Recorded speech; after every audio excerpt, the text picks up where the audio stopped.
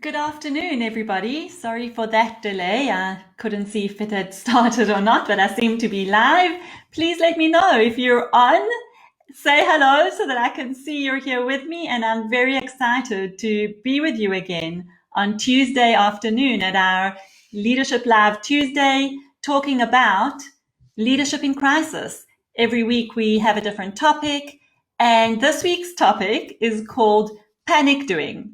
Before I get into it, I'd like to remind you to please either like my business page, Daphne Horowitz Leadership, or make sure to set a reminder for these leadership lives. They are happening every single week. There's a place at the bottom there to set the reminder for yourself to know when to join in every week. So welcome and thank you for being here today.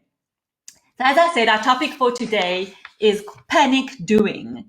And panic doing is really about our response to crisis.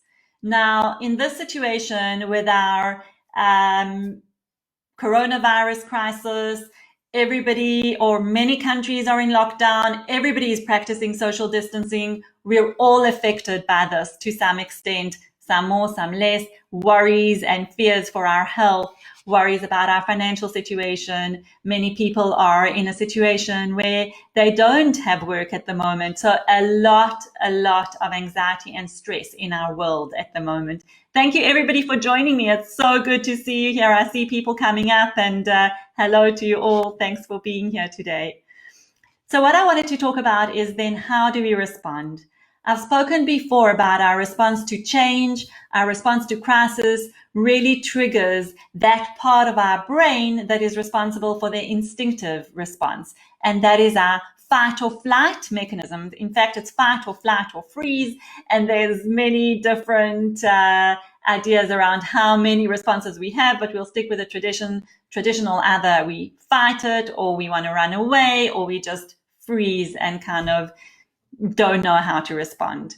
So what do we do when we're in crisis mode, our fight or flight is triggered? How do we respond? Now, I think the interesting thing here is that we've had a situation where we're self-isolating, lockdown in many countries, and what this means is that some of us are finding that we have extra time on our hands. Some of us are finding that from a work point of view, things have gone absolutely manic. So there are some industries where the work is continuing, the pace has picked up, and people are really in crisis management mode, which means that you have to do more and get into more action. Even for those people that are in crisis mode on the work front, there seems to be more time when you come home, because at home there's not much that you can go to, and there's not many places that you can be. So there is this kind of extra time concept that we have. And what do we do with this extra time?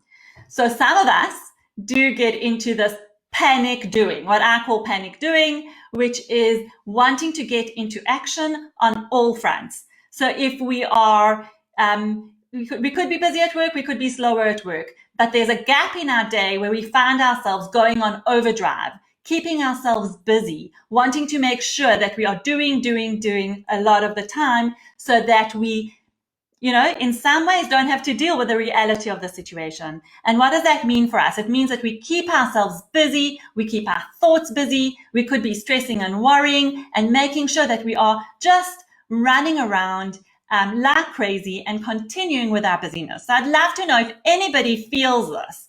Please press like or heart or just say something about it. I'd love to hear from you guys. And I see so many people joining and I just want to welcome you all. And it's really great. I just see you flashing up. So I don't really know who's there. If you send me a comment, I'll see that you're here. So I'd love that. Just send me a comment. Are you finding that you panic doing? The other side of it is that we're flatlining. We find ourselves very difficult to lift up our energies and actually get going and get busy and get doing stuff. And that's the flatlining part.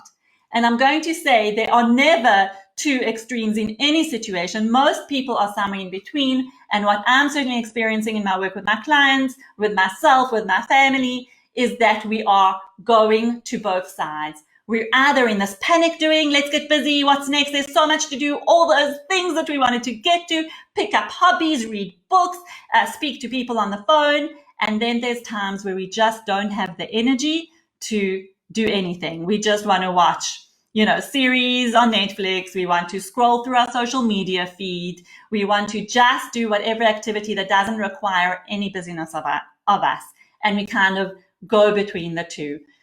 And the truth is that I was speaking to a client of mine the other day where they're actually more frantic at work, more busy, and there's the pace there. But when he goes home, he's finding his friends, which he calls them the super achievers, are all taking extra courses, learning a new language, writing a book, building a whatever. And he's finding he's not really wanting to do that when he gets home. And then what he does is he kind of sits around, watches Netflix, feels guilty about it, and he's also feeling the sense of, well, what's wrong with me if all my friends are busy?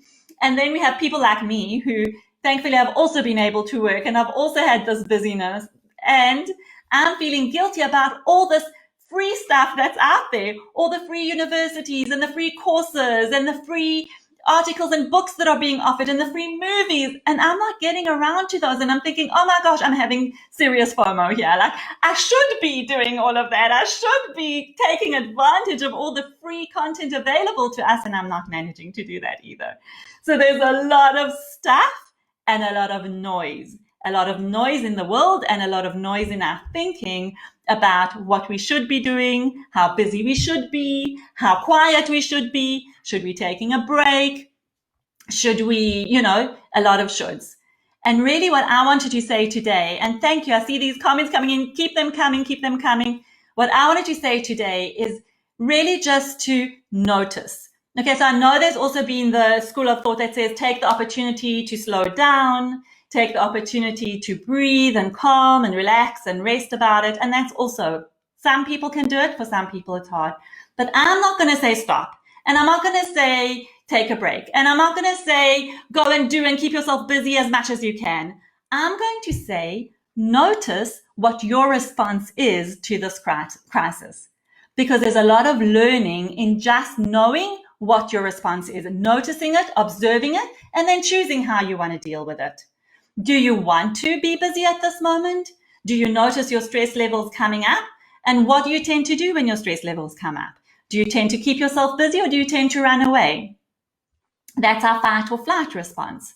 Notice what you do, notice what your default mechanism is, and then decide what you want to do in that moment, because it can change from moment to moment. Our feelings change from moment to moment. Our responses change. But if we do it from a conscious and an awareness place, then we are in a much better space because we are making a choice about it rather than just going with the flow of whatever it is that takes us.